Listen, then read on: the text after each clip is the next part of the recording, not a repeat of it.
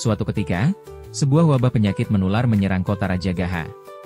Di rumah bankir kota itu, para pelayannya meninggal akibat penyakit tersebut, sang bankir dan istrinya juga terkena penyakit tersebut. Ketika mereka berdua terserang penyakit, mereka memerintahkan putranya yang masih muda Kumbhagosaka untuk meninggalkan mereka dan melarikan diri dari rumah tersebut dan hanya kembali setelah waktu yang lama. Mereka juga memberitahunya bahwa di suatu tempat tertentu mereka telah menguburkan harta yang berharga. Putranya meninggalkan kota itu dan tinggal di dalam sebuah hutan selama 12 tahun dan kemudian kembali ke kota. Saat itu, ia sudah tumbuh menjadi seorang pemuda dan tidak ada seorang pun yang mengenalinya di kota itu. Ia pun pergi ke tempat di mana harta keluarganya disembunyikan dan menemukannya masih dalam keadaan utuh. Namun ia berpikir dan menyadari bahwa tidak ada seorang pun yang bisa mengenalinya dan jika ia menggali harta yang terkubur itu dan menggunakannya, orang-orang akan berpikir bahwa seorang pemuda miskin tidak sengaja telah menemukan harta yang terkubur dan mereka mungkin akan melaporkannya kepada raja. Dalam kasus ini, hartanya akan disita dan dirinya sendiri mungkin akan dipukul atau dimasukkan ke dalam penjara. Jadi ia menyimpulkan bahwa belum saatnya untuk menggali harta tersebut, dan sementara waktu ia harus mencari pekerjaan untuk membiayai kehidupannya. Dengan berpakaian usang Kumbhagosaka mencari pekerjaan. Ia diberi pekerjaan membangunkan orang-orang di pagi hari dan berkeliling mengumumkan bahwa sudah waktunya untuk menyiapkan makanan dan waktu untuk menyiapkan kereta serta mempersiapkan kerbau. Pada suatu pagi, Raja Bimbisara mendengar seruannya. Raja adalah seseorang yang memiliki penilaian yang tajam terhadap suara berkomentar. Ini adalah suara dari seorang pria yang kaya raya. Seorang pelayan, yang mendengar ucapan raja mengirimkan orang untuk menyelidikinya. Telah melaporkan bahwa pemuda itu hanyalah seorang pekerja sewaan. Meskipun demikian, raja selalu mengulangi ucapan yang sama pada 2 hari berturut-turut. Sekali lagi, penyelidikan dilakukan namun hasilnya tetap sama. Pelayan itu berpikir bahwa ini sangatlah aneh, jadi ia meminta izin dari raja untuk pergi dan menyelidikinya sendiri.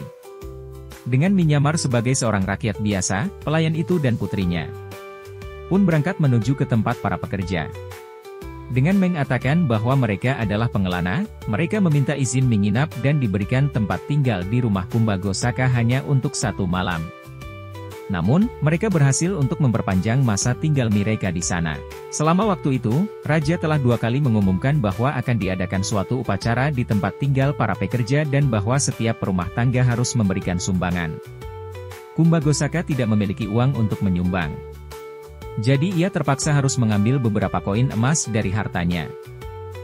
Ketika koin-koin ini diberikan kepada pelayan raja, ia mengganti koin-koin itu dengan uangnya sendiri lalu mengirimkan koin tersebut kepada raja.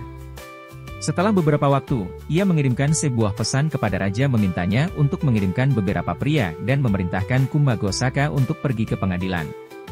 Kumbhagosaka terpaksa pergi dengan orang-orang tersebut. Pelayan dan putrinya juga pergi ke istana, mendahului mereka.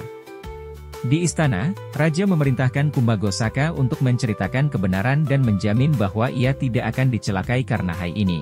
Kumbhagosaka kemudian mengakui bahwa Kahapana, koin emas, itu adalah miliknya dan juga bahwa ia merupakan putra dari bankir kota di Rajagaha yang meninggal karena wabah penyakit menular 12 tahun yang lalu. Kemudian ia juga mengungkapkan tempat di mana harta itu disembunyikan. Akhirnya, semua harta terkubur itu dibawa ke istana.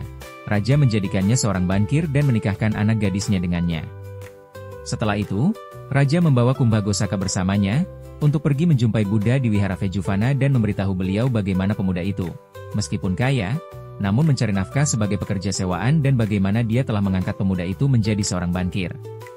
Syair 24, orang yang penuh semangat, selalu berperhatian penuh, murni, dalam pikiran, ucapan dan perbuatan, dan jika ia melakukan segala sesuatu dengan hati-hati dan penuh pertimbangan, memiliki pengendalian diri, hidup sesuai dengan dhamma, dan tidak lengah, maka kemasyhuran dan kekayaan dari orang yang berperhatian penuh itu akan terus bertambah. Jika kamu suka video ini, jangan lupa untuk like dan subscribe untuk lebih banyak cerita indah.